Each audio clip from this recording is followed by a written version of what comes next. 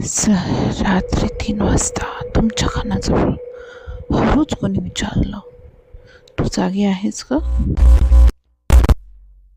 2016 पुणे येथे एक मुलगी PG मध्ये राहायला गेली. 3ऱ्या मजल्यावरची एक स्वस्त खोली. सुरुवातीला सगळं नॉर्मल होतं, पण एक रात्री 3 वाजता ती अचानक उठली.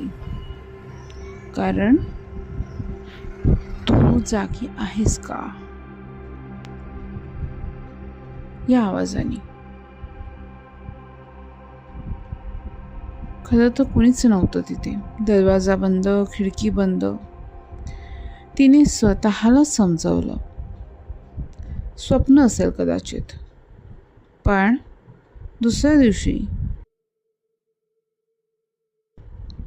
तिच्या मोबाईलमध्ये एक व्हॉइस रेकॉर्डिंग होती. तिने ती कधीच रेकॉर्ड केलेली नव्हती. रेकॉर्डिंग प्ले केली. आवाज होता, मी इथेच आहे. घरमालकाने सांगितलं त्या खोलीत आधी एक मुलगी राहत होती.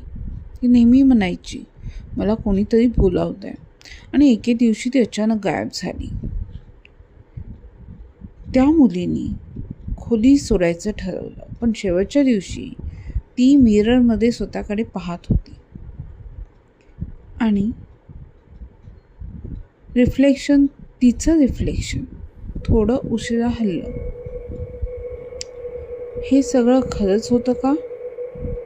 पाहत रहा पूर्ण स्टोरी लवकरच.